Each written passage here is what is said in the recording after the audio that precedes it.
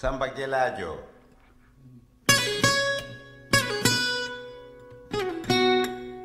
Aïe aïe aïe, mi belle parole. Yagouao, attention. Émission là ça, c'est en rediffusion. Mais papé, si vous voulez savoir plus, voyez message si mail là ça.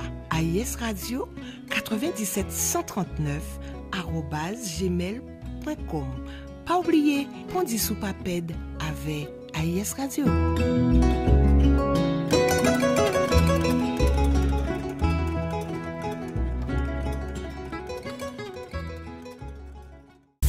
Pour une journée sans stress, branchez-vous sur AIS Radio 105.8 FM.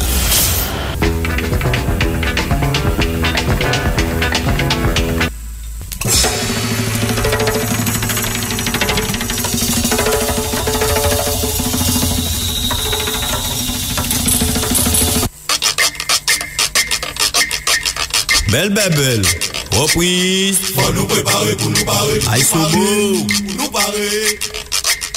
Faut nous préparer pour nous parer. Belle belle, 1, 2, 3. Faut nous préparer pour nous parer. Aïe Solo.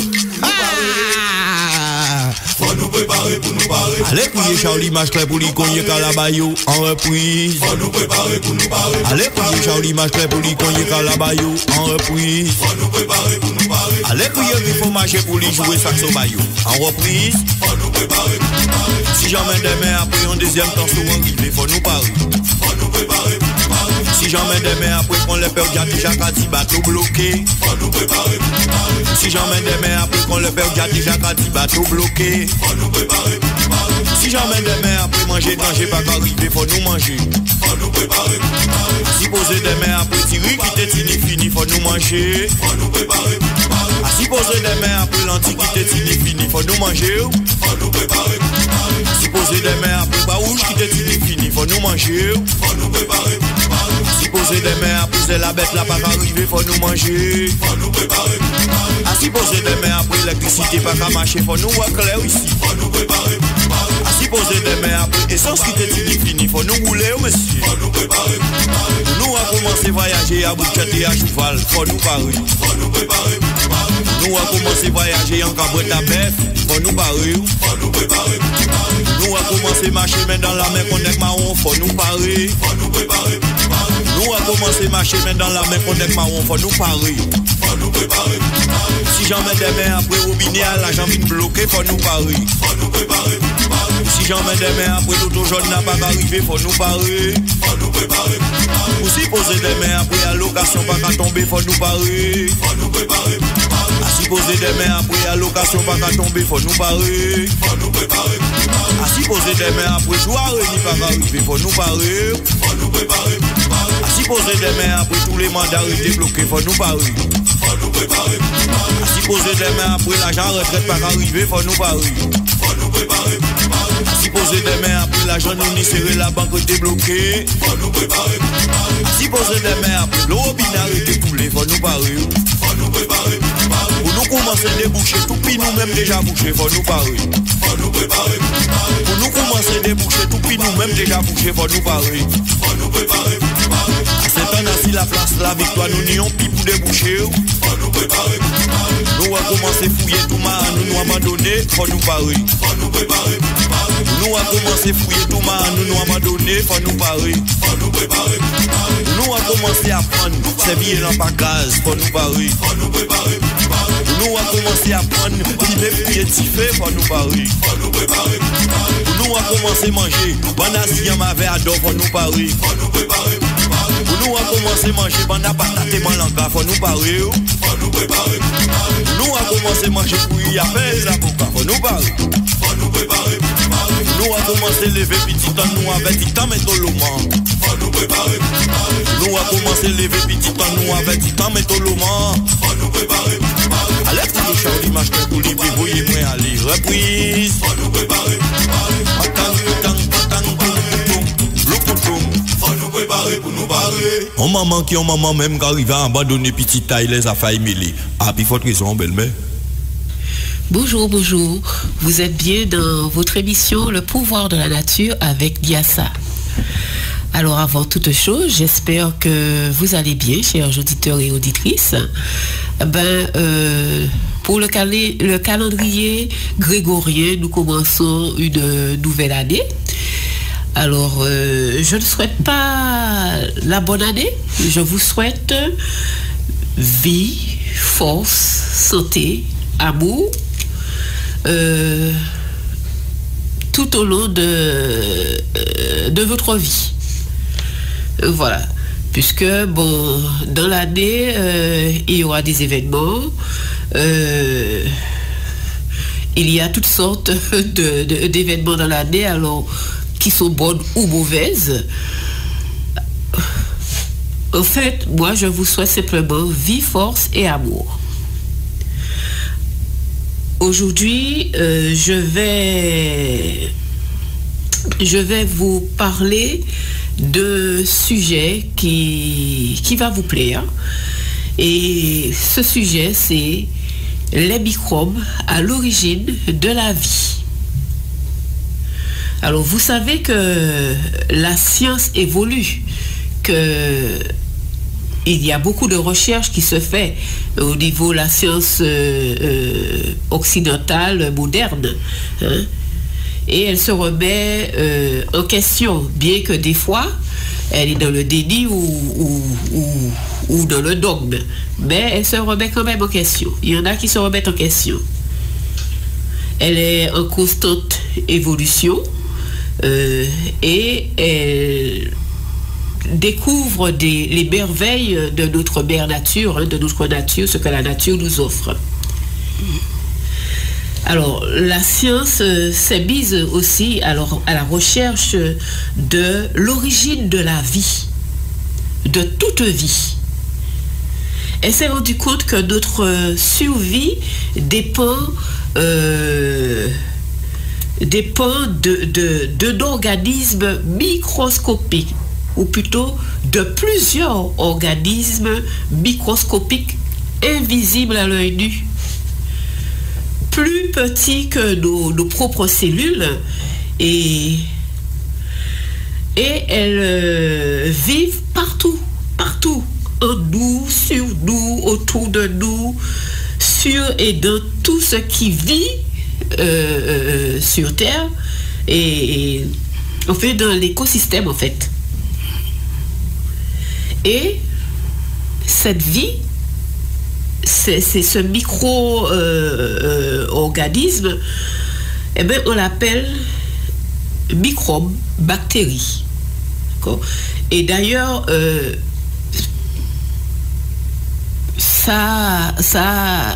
quand on entend ça, ça a de mauvaises connotations dans notre cerveau. Mais on en parlera. D'accord ? Et pourtant, ces microbes ou bactéries sont les doyennes ou doyens de la survie de notre planète. Elles sont sur la Terre bien avant nous et elles resteront encore. D'accord ? C'est notre survie, c'est grâce à elles si nous sommes là. D'accord ? Par exemple, regardez, il y a eu Tchernobyl, il y a eu Hiroshima. La vie a repris. Ils sont étonnés que maintenant il y a des plantes, ils ont vu qu'il y a un truc microscopique noir qui a apparu, des champignons noirs, et après là la vie est en train de reprendre, hein, et qu'il y a de la végétation, il y a des animaux, il y a des insectes, et tout ça leur c'est la vie. Voilà, ça veut dire qu'on ne peut pas tuer la vie. D'accord ? Et pour vous parler de tout cela, nous avons une invitée, hein, qui vous donnera tous les détails concernant qu'est-ce que microbe, l'histoire du microbe, de la bactérie, depuis quand existe-t-elle, quelles sont leurs fonctions, quels sont leurs rôles, combien de temps qu'elles existent. En fait, elle vous parlera en fait des bactéries qui sont là bien avant nous et pourquoi. Alors, sans plus tarder, je vais laisser la place à notre invité du jour, le docteur Rémus. Bonjour à tous ceux qui nous écoutent sur AIS Radio. Merci à Niacia pour cette invitation. Donc je me présente, docteur Rémus Iriza, médecin généraliste à la retraite, comme j'aime à le dire, mais pas au repos. Parce que j'ai plusieurs activités, comme les émissions radio, et je fais partie aussi de pas mal d'associations. Alors pour me définir un petit peu, c'est bien de donner sa filiation, je dis, parce que ça permet de savoir qui on est. Je suis donc la fille de Félicité Samut et de Théophile Rémus, le deuxième enfant d'une fratrie de 7. Et je suis née un 16 janvier. Vous voyez, bientôt mon anniversaire. Il y a plus de 7 décennies. Voilà. Donc je suis née à Calvaire-Sainte-Anne dans une maison en bois, donc à la campagne, en pas fait l'hôpital. Voilà. Donc j'ai exercé la médecine générale un peu plus de 30 ans. Mon dernier cabinet était à Basse-Terre. Et puis j'avais ce mode d'exercice particulier qui est l'homéopathie. Et ça, dès le début de mes études. J'ai été sensibilisée, on va dire très très très jeune, par mes parents à ce mode de traitement, on va dire, parce qu'ils s'étaient rendus compte que mes petits frères qui étaient nés à l'hôpital et étaient toujours malades se sont dit mais il y a quelque chose qui ne va pas avec la médecine traditionnelle, donc ils ont commencé à chercher et c'est de là qu'est venu tout mon parcours pour ce qui est les soins naturels. On va dire ça comme ça. Donc évidemment, j'ai fait mes études à Paris. Comme on sait, il n'y avait pas de faculté ici en Guadeloupe. Depuis que je suis rentrée, donc mon dernier cabinet, comme je vous l'ai dit, c'est à Basse-Terre. Et en rentrant en Guadeloupe, je me suis intéressée aux plantes et j'ai participé au premier DU de plantes aromatiques, médecine de la Caraïbe. Très intéressant parce que j'avais beaucoup de connaissances, on va dire, sur les plantes de par la famille, mais je ne savais pas trop les utiliser. J'ai trouvé que c'était un complément intéressant de connaître les vertus des plantes tropicales. Voilà, donc ça a été un parcours que j'ai fait en 2003 à peu près. Voilà, et puis après cette crise, pendant cette crise Covid, avec un certain nombre de mes compatriotes, nous avons fondé une association qui est le CSPCC, Conseil scientifique pluridisciplinaire citoyen Caraïbes. Et à cette occasion, vous avez pu m'écouter dans des émissions radio sur cette même radio. Voilà pour une présentation un petit peu rapide de qui je suis. Je pense que j'ai tout dit. Oui. Voilà.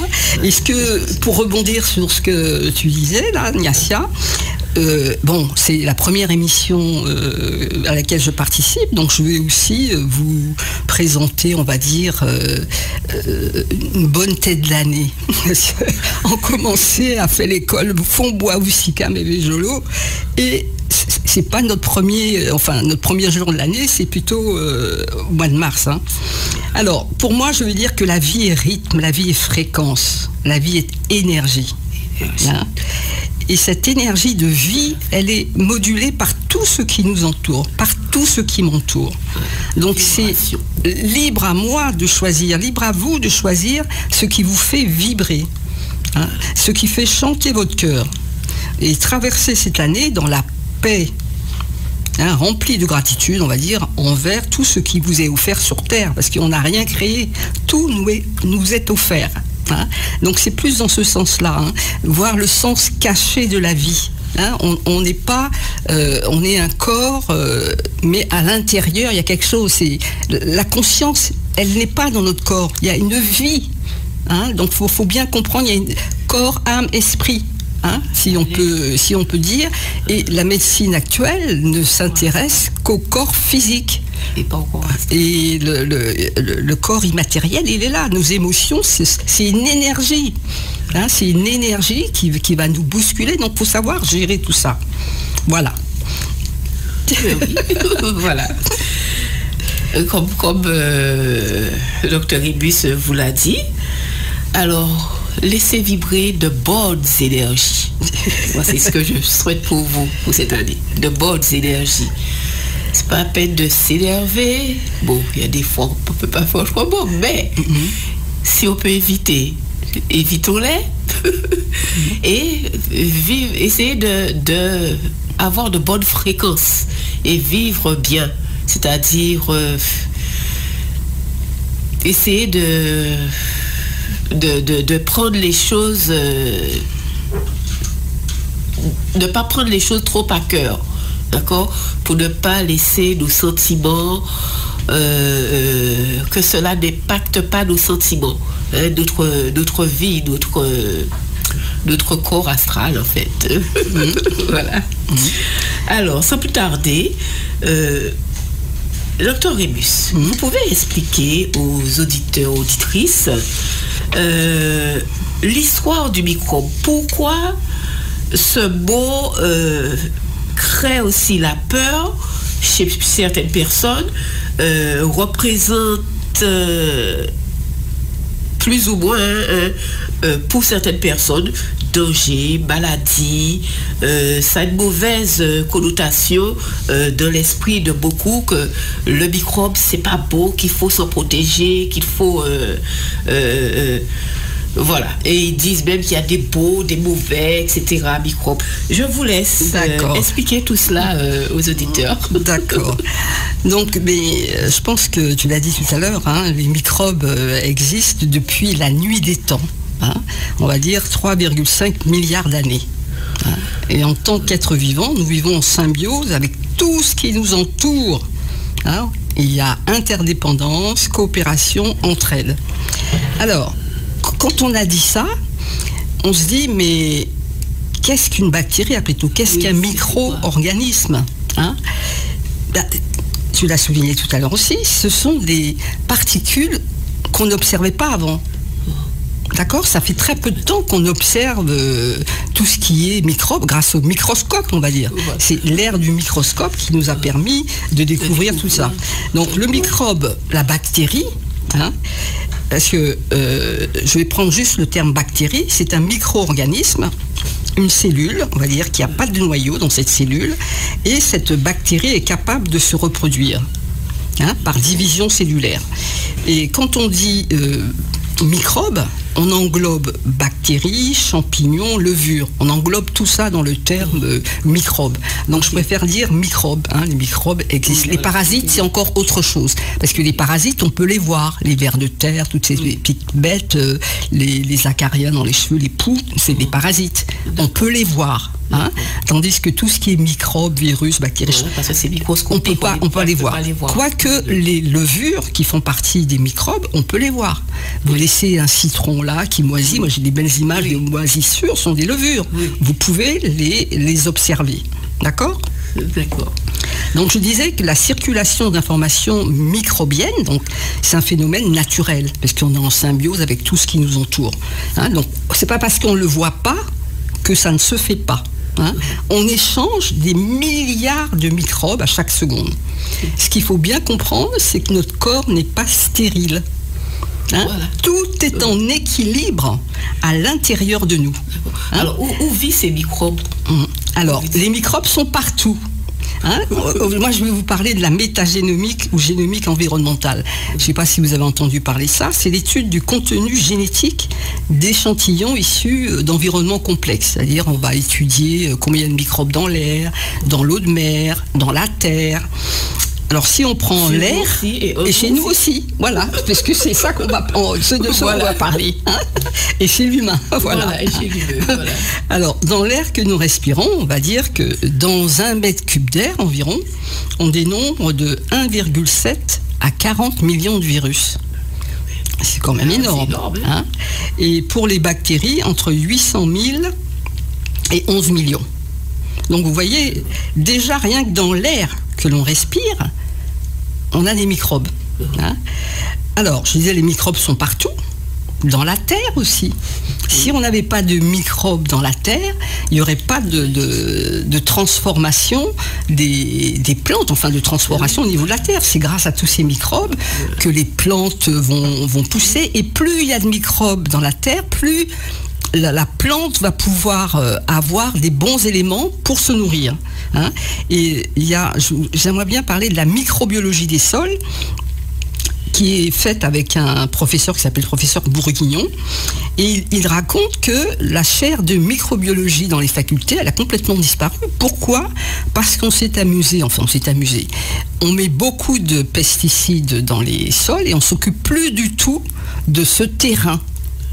Donc il y a une espèce de retour maintenant par rapport à cette agriculture où on a tout détruit. Et il souligne le rôle du ver de terre qui est très important au niveau des sols et des cultures. Hein.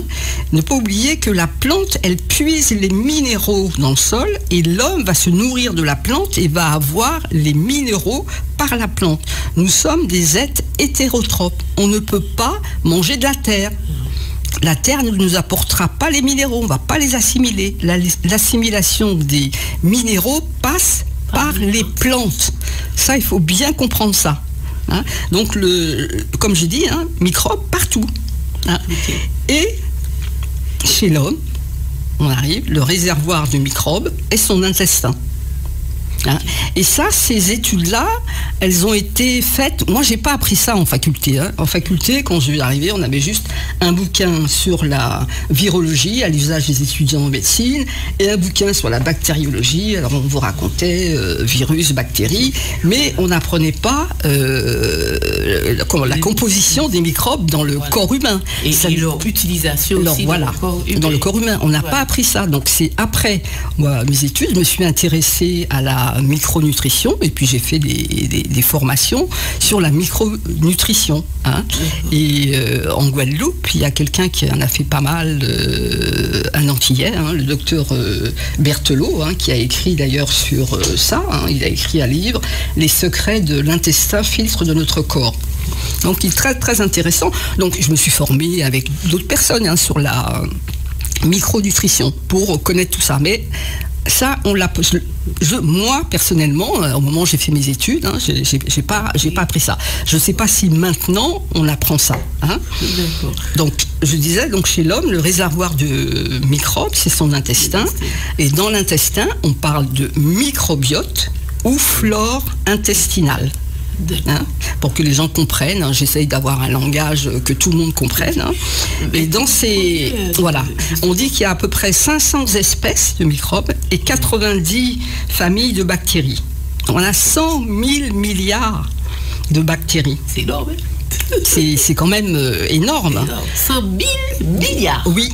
Et cette flore microbienne assure le bon fonctionnement de l'intestin. Hein. C'est ce qui fait l'équilibre de l'homme, en fait, de notre santé. Voilà, il y a digestion, assimilation des aliments sur une surface environ 300 mètres carrés. Il ne faut pas oublier que le tube digestif est la plus grande surface du corps exposée à l'environnement. On ne se rend pas compte, mais le tube digestif est plein de petites villosités. Donc si on l'étire, toutes ces villosités, ça fait une surface énorme, quoi. Hein. On dit 2 terrains de tennis, 300 mètres carrés. Hein. Oui, tout à fait. Voilà. Donc au niveau du tube digestif, comme je dirais, il y a assimilation. Ce qui est reconnu comme soi est détruit. Non, comme non-soi, ce qui n'est pas reconnu, c'est-à-dire qui ne fait pas partie de nous, c'est-à-dire les virus, les bactéries, les parasites, les particules, les molécules étrangères, ça va être détruit. Par contre, l'intestin doit laisser passer les aliments. Oui. Donc il y a une tolérance par rapport à tout ce qu'on doit assimiler. Donc c'est l'intestin qui fait le tri. Hein.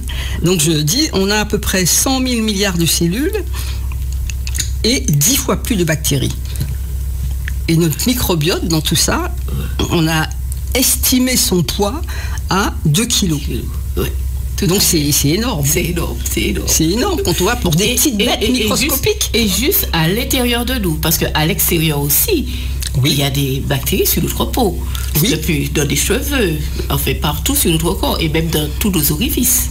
Tout à fait. Hein, il y a un microbiote au niveau de la peau, au niveau de la bouche, au niveau du vagin.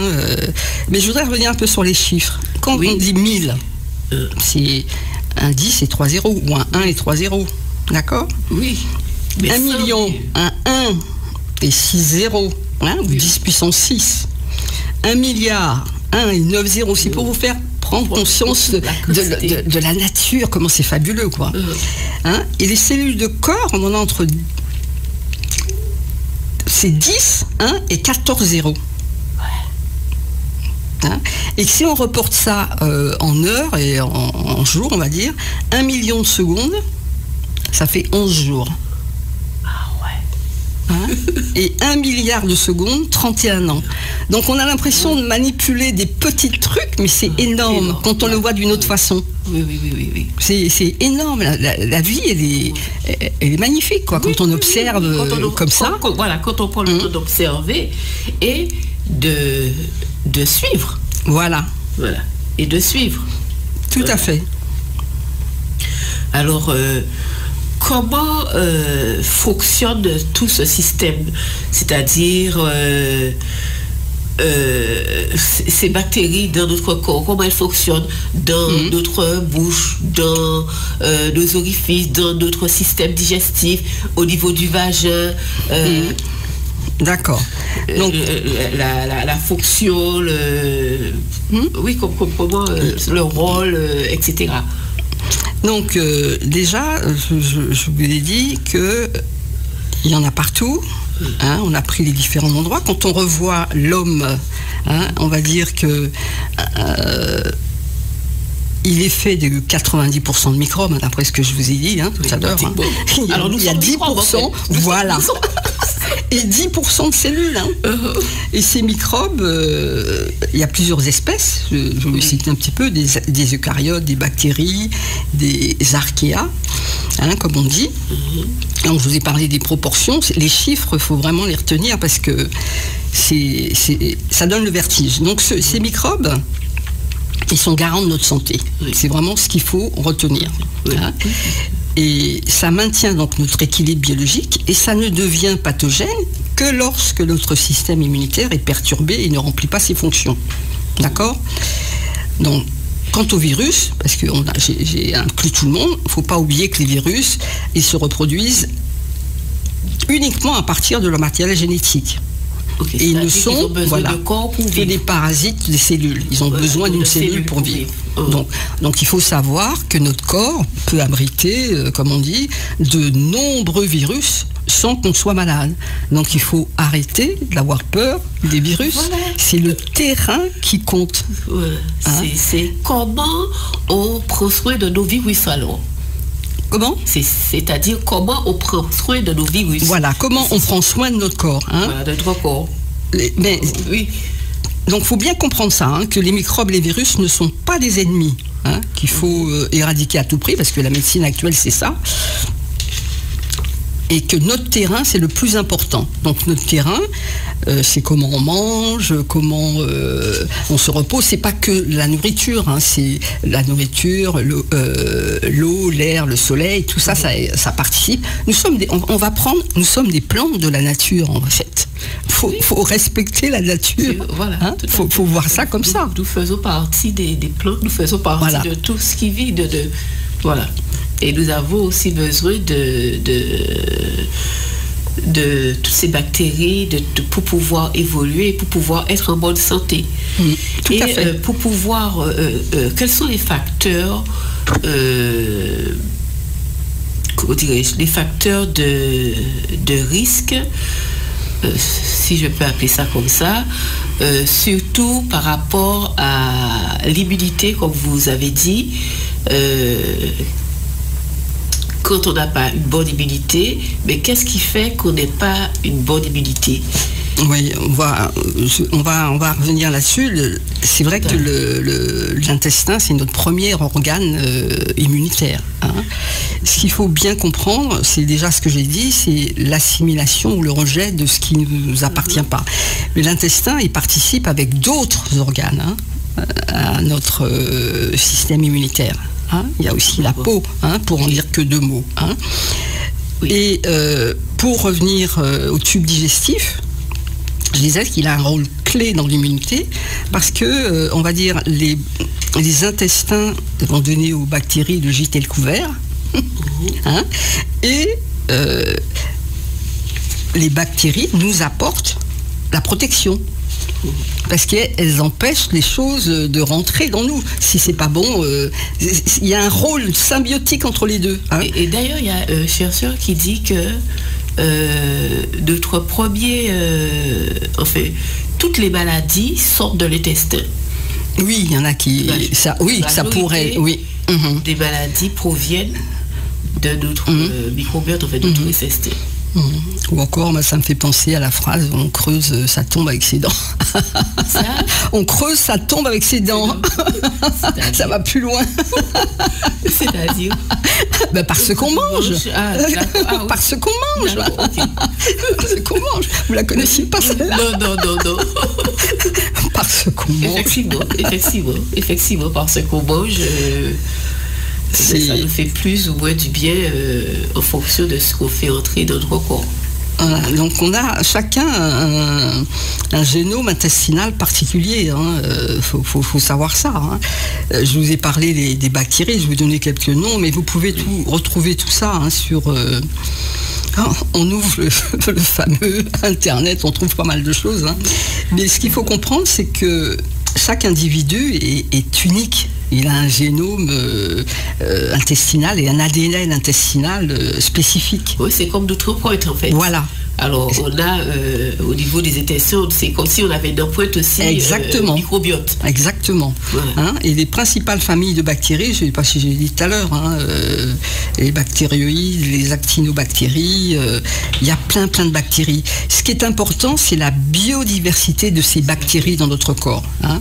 Par exemple, on a remarqué chez certains peuples, en Tanzanie, les peuples Hadza, si je me souviens bien, qui sont des chasseurs-cueilleurs, ils ont un microbiote qui est très parce qu'on l'étudie maintenant, qui est riche en biodiversité, c'est-à-dire ils ont plusieurs classes de microbes. Chaque personne a ce que je disais, c'est un génome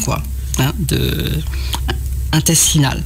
Alors, si vous voulez savoir un peu plus sur la composition du microbiote, les noms des microbes, parce que les gens, ça fait peur les microbes. Hein. Il y a de l'Escherichia coli, il y a de l'Enterobacter, il y a de Eubacterium aereum, il y a des Enterococcus, il y a du Clostridium, tout ça, ça fait partie du microbiote. C'est incroyable, hein? C'est-à-dire qu'ils sont quand même très nombreux. De toute façon, c'est comme dans la nature, il y a la diversité. Et cette diversité, c'est celle qui crée la vie, en fait. Et c'est ensemble qu'elles forment, qu'elles sont en symbiose pour pouvoir travailler ensemble et faire leur travail. Tout à fait. Donc en micronutrition, justement, j'ai appris qu'il y avait 30 à 40% de bactérioïdetes. Il y a 60 à 75% de phylum Firmicutes et 1 à 5% de phylum Actinobacteria. Donc vous voyez, il y a 3 grandes classes dans le corps. Et ça regroupe à chaque fois une classe de microbes. Hein. Quand on dit de phylum, c'est une classe, donc on va après rechercher quelle est la classe de microbes. Bon, c'est pour vous dire que c'est vraiment très complexe le microbiote et qu'on n'a pas fini de découvrir. On est encore en train de découvrir des nouvelles choses. On est en constante évolution dans la science. Surtout sur le microbiote. C'était pas utilisé, donc étudié. Donc les principales fonctions, comme je disais, c'est la digestion, pour l'immunité, il y a un rôle dans le système nerveux, et puis il y a des fonctions métaboliques. Hein. C'est les 4 principales fonctions du microbiote. Hein. Alors, quand vous parlez de la fonction au niveau du système digestif, est-ce qu'on peut parler de comment cela fonctionne sur le départ, c'est-à-dire il y a la mastication, il y a quand ça arrive dans l'estomac, ce que ça fait, etc. Et vous avez, enfin en off, on parlait aussi des différents du gros intestin, il y a des microbes. Oui, qui sont différents dans chaque partie du corps. Du gros intestin, de l'intestin grêle, du côlon, etc. Et que chacun a leur fonction. Tout à fait. Bon, je vous laisse alors, on a au niveau de la digestion, donc on prend un aliment, on va le mâcher, il faut faire attention au problème de la mastication, c'est important. Mais je vais surtout, donc ça arrive dans notre estomac. L'estomac, il ne faut pas oublier que il a un rôle bactériostatique et bactéricide. Il va moduler le nombre de microbes, hein. C'est un stérilisateur. Hein. L'estomac sécrète, il ne faut pas oublier, 1,5 litre d'acide chlorhydrique par jour. Donc c'est impressionnant. Hein. Et donc la nourriture va arriver, on va parler surtout de la digestion colique et digestion bactérienne. Alors au niveau du côlon, on va avoir surtout des processus de fermentation. C'est-à-dire quand la nourriture va arriver, côlon ascendant, c'est la fermentation, et le côlon descendant, c'est des processus de putréfaction. Hein. Donc dans le côlon ascendant, il y a beaucoup de glucides, les flores de fermentation. Hein, on a une flore de fermentation, c'est ce que je dis, et dans le côlon descendant, c'est plus l'assimilation des protides. Donc, et le côlon transverse, c'est une flore de transition. Hein, on va dire. Donc les différentes parties du côlon n'ont pas les mêmes microbes. Donc je vais vous dire ça sur la suivante. Donc dans le côlon, on va dire, c'est lequel là?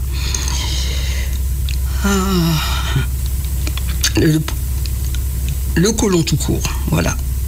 Les entérobactéries, des entérococcus fécalis, des bactériolides, des bifidobactéries, du peptococcus. Tout ça, c'est des bactéries, des lactobacilles qu'il y a dans le côlon. Et le pourcentage, on va dire, dans le duodénum, 10 puissance 4-5, dans l'iléon, 10 puissance 3 à 7 microbes, et c'est surtout dans le côlon qu'il y a le plus de microbes. Ils servent à quoi ceux-là?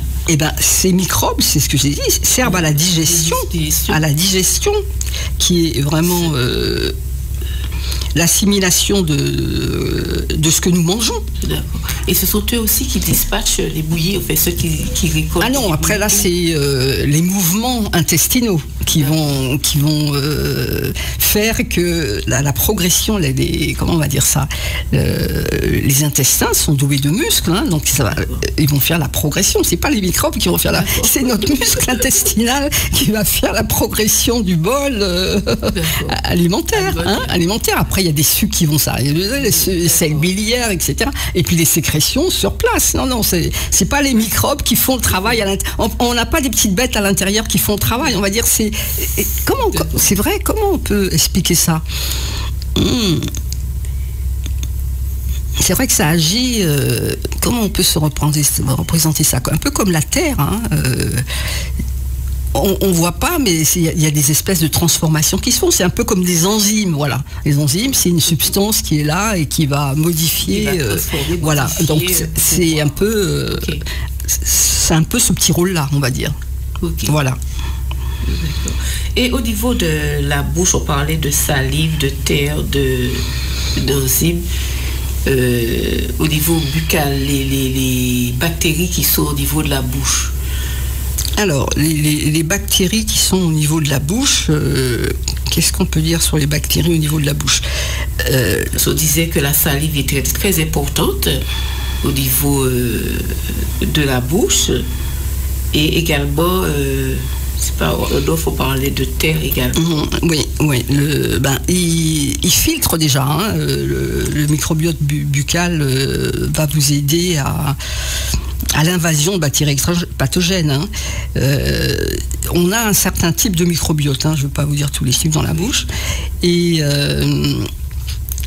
si la flore est déséquilibrée, mais on voit bien que les enfants mettent un peu tout à leur bouche. Hein. Cette flore, elle est là pour les aider, justement. Hein. La salive, elle hydrate, elle nourrit la muqueuse buccale et elle contient 750 millions de bactéries par millilitre. Donc elle aide à cet équilibre biologique au niveau de la bouche. Donc ce qui fait qu'on a une bouche qui est saine, quoi. La peau, on a parlé de la bouche. Il y a d'autres questions sur le... En ce qui concerne le vagin également, parce qu'on disait qu'il y a les bactéries qui sont au niveau de la flore vaginale est très importante dès la naissance de l'enfant, de la vie en fait. Oui. Dans notre revenu survie et c'est pour ça que c'est pas trop recommandé de faire des... Enfin, il y a certaines femmes qui font des larmoires avec un paquet de produits qu'on vend et qui sont des détergents en fait. Et tout ça, c'est pas bon pour la flore intestinale et même pour la peau aussi. Hein, certains savons qu'on appelle des détergents puisque notre peau, notre corps doit vivre avec ces bactéries pour pouvoir nous protéger aussi par rapport à l'environnement et également ne pas être aseptisés puisque nous sommes faits de microbes et nous vivons avec les microbes. Et c'est justement en acceptisant notre corps, nous ne sommes pas stériles, hein, comme on disait au départ. Il faut qu'on apprenne à vivre avec et qu'on l'accepte dans notre conscience. Tout à fait. Conscience que nous devons faire corps avec notre microbiote, avec nos bactéries et que ce sont nos amis, puisque nous sommes faits, nous sommes bactéries, nous sommes microbes. Tout à fait. Et que ce n'est pas trop bon d'aseptiser le corps. Voilà, donc je vais vous parler des facteurs donc, qui influencent le développement, on va dire, et la stabilité du microbiote. Alors, comme tu l'as évoqué tout à l'heure, il y a d'abord la grossesse. Et pour l'enfant qui va naître, le mode de naissance. Hein, un enfant né par césarienne et un enfant né par voie basse. Un enfant né par césarienne, on a remarqué qu'il y avait des staphylococcus, des corynebacterium et du propionibacterium. Et quand il est né par voie basse, on a plutôt des lactobacillus, des prévota et des sneacia. Donc le mode de naissance va influencer le microbiote de l'enfant. C'est-à-dire qu'on dit à la naissance, le tube digestif est stérile et le fait de passer dans les voies vaginales, il va y avoir déjà un premier contact avec le microbiote vaginal de la maman. Hein, tandis que quand on ouvre le ventre, il n'aura pas ce contact avec le microbiote vaginal quand on fait la césarienne. Hein, voilà. Il n'aura pas ce contact-là. Après, il y aura l'allaitement maternel ou l'allaitement artificiel. On n'aura pas la même implantation microbienne dans les intestins. Hein. Parce que on dit qu'en fait, selon les recherches que j'ai faites, il y a des chercheurs qui disent que l'importance de l'enfant de sortir par les voies naturelles, par les voies basses. Les voies basses, parce que en faisant ce passage, il récupère les microbes du vagin, c'est ce que j'ai dit, et voilà. ça va influencer sa flore. Et voilà, et sa santé. Tout à fait. Voilà, tout à fait. Et sa santé. Et que maintenant, ils aiment bien faire des césariennes à tout va, et c'est pas toujours la meilleure méthode pour la santé future de l'enfant. C'est-à-dire, la césarienne, c'est vraiment, ça devrait être un acte d'urgence et ça ne devrait pas être un acte de confort. Parce qu'on a vu ça comme un acte de confort, comme ça on accouche plus facilement. Non, ça doit rester un acte d'urgence quand même. Mais il ne faut pas oublier qu'après, le nourrisson, il va falloir le nourrir différemment. D'ailleurs, maintenant, beaucoup de personnes ont compris, puisque certains papas prennent de la flore vaginale pour mettre dans la bouche du bébé. Effectivement. Donc, il y a des choses qui se font.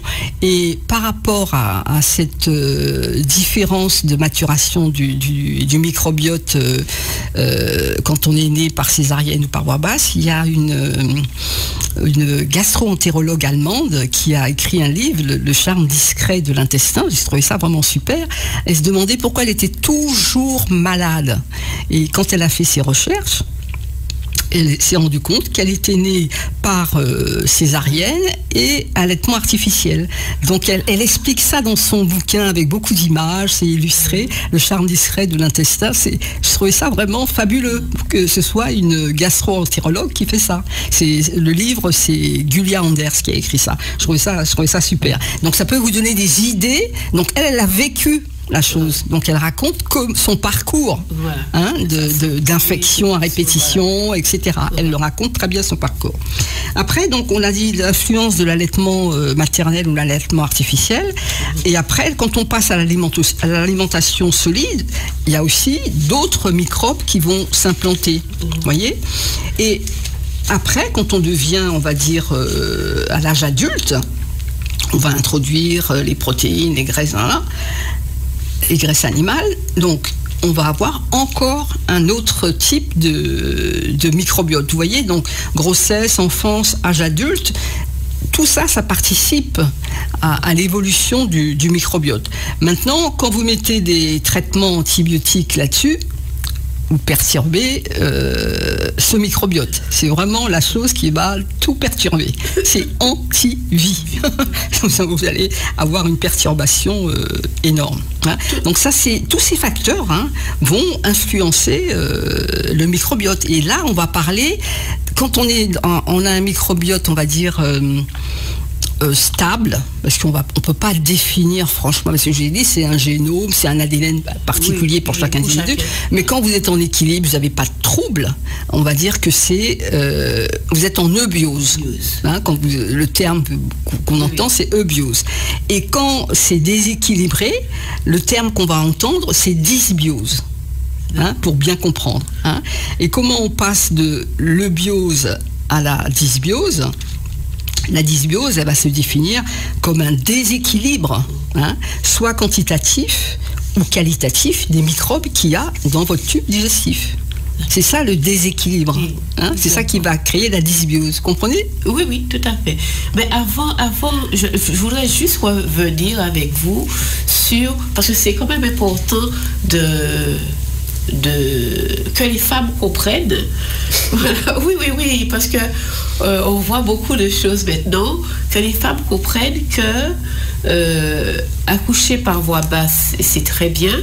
Quand on ne peut pas faire autrement, comme vous avez dit, on est obligé d'avoir recours à la césarienne.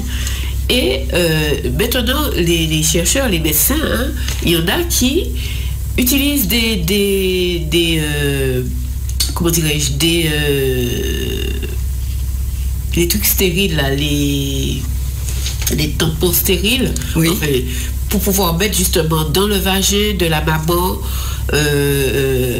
à l'accouchement, et ensuite passer ce tampon, cette petite serviette, ce truc, dans la bouche de l'enfant et sur le corps de l'enfant, pour qu'il reçoive en fait les bactéries nécessaires pour sa santé. Et également, en ce qui concerne l'allaitement, pourquoi c'est bon et mieux d'allaiter l'enfant par rapport au lait, au premier lait qu'on appelle le colostrum, et qui a justement tous les nutriments. Les immunoglobulines, c'est là, voilà, ça participe à l'établissement de la flore intestinale de l'enfant. Exactement. Et pourquoi c'est important de faire ça? Mais par contre, pour les mamans qui n'ont pas beaucoup de lait ou qui ne peuvent pas allaiter par je sais quoi comme problème, qu'est-ce qu'on peut leur proposer? Parce que bon, c'est vrai qu'il y a le lait artificiel qu'on donne. Ils disent aussi qu'il y a le lait artificiel à base de probiotiques, prébiotiques, etc. Mais déjà, comment faire pour avoir... Parce que moi, c'était mon cas. J'avais pas beaucoup de lait et le bébé s'énervait. Mais il s'énervait puisque, bon, ils ont soif. Et je ne leur donne pas du lait en quantité. Et à l'époque, j'avoue que j'étais vraiment ignorante dans ce cas. Et voyant l'enfant s'énerver et cherchant sa nourriture dans le sein, parce que moi, j'ai absolument voulu allaiter, mais j'avais pas suffisamment de lait. Et je ne savais pas trop quoi faire pour pouvoir... je donnais à l'enfant l'alimentation mixte, en fait. Un coup de tété, un coup lait artificiel. Mais à l'époque, il n'y avait pas encore cette histoire de lait probiotique, prébiotique, etc. Et je ne savais pas non plus comment avoir beaucoup de lait. Mais comment les gens faisaient avant? Ils faisaient, je crois qu'on s'est éloigné de ce que la nature fait. Quand les personnes, les mamans n'avaient pas assez de lait, on avait recours à une nourrice. Déjà, quand on voit l'histoire, ceux qui pouvaient se permettre, ils avaient une nourrice qui allaitait l'enfant. Ou alors, les mamans qui avaient du lait, ça se donnait aussi. On pouvait donner le lait d'une autre maman sans passer par la nourrice.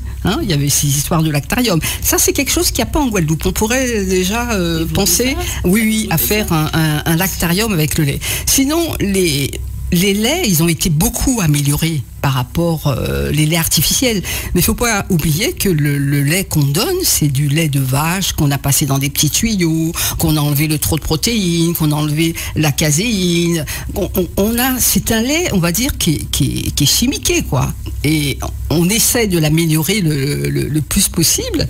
Mais c'est vrai qu'il faut comprendre que c'est pas l'alimentation naturelle de l'enfant, mais c'est mieux que rien. Voilà, oui, voilà. C'est mieux que rien. Moi, je dis ça comme ça. C'est mieux que rien. Oui. Mais voilà. Comment nos parents faisaient pour augmenter le... Donc, pour avoir plus de lait, moi, ce que j'ai toujours dit à mes patientes, c'est d'abord le repos. Les mamans qui n'ont pas de lait, elles manquent de repos. On peut avoir toutes les plantes qu'on veut pour faire stimuler la lactation. C'est vrai qu'il y en a plein. En homéopathie, on se sert de plein de plantes aussi. Mais ça ne va pas suffire si la maman ne se repose pas. En fait, à chaque tétée, elle essaye de donner le sein, elle se repose, elle s'allonge carrément avec l'enfant. Franchement, ce que j'ai trouvé et qui a marché pour beaucoup de mes patientes, c'est le repos. Si on arrive fatigué à la fin je dis toujours, la grossesse, c'est rien. C'est l'accouchement et les débuts de l'allaitement qui sont le plus durs pour une femme. D'accord? Donc, ce qui va vous donner le plus de lait, c'est le repos. Soyons simples. Arrêtons de chercher des médicaments partout. Voilà. D'accord. Et vous disiez aussi que concernant, nous allons parler de biose et de dysbiose après la pause tout à l'heure, et on parlait aussi du microbiote buccal. Non, pas du buccal, on a déjà parlé de ça, mais au niveau du cerveau aussi, on dit que ça agit aussi au niveau de notre cerveau, de nos... Non, c'est pas dans ce sens-là. Le microbiote, là, je dis pas comme ça. C'est-à-dire qu'il y a le premier cerveau qui est notre intestin et ça a des répercussions sur nos neurones, enfin. Non, c'est pas comme ça qu'il faut voir ça. C'est pas comme ça qu'il faut voir ça. C'est. Oui, c'est. On va dire que notre état digestif va avoir une répercussion, notre état de bien-être ou de mal-être dans notre ventre va avoir une répercussion sur notre cerveau. Hein, par l'intermédiaire des nerfs, etc. Mais c'est pas il n'y a pas un microbiote du cerveau. Si c'est ça que vous voulez savoir. Non, c'est pas ça. C'est-à-dire qu'il y a le premier cerveau, en fait. C'est ce qu'on dit. Qui est notre intestin. Mais en fait, tout est lié, en fait. L'information circule, voilà. De partout. Hein, on n'est pas du tout des pièces détachées. Hein. On ne peut pas changer une pièce en nous, quoi. Toute l'information circule. C'est vrai qu'il y a beaucoup plus, c'est l'histoire de neurones. Il y a beaucoup plus de neurones dans le tube digestif que dans le cerveau. C'est ça, dans ce sens-là. D'accord, ok. Nous allons faire une pause et nous revenons vous parler de tout cela. Pour une journée sans stress, branchez-vous sur AIS Radio 105.8 FM.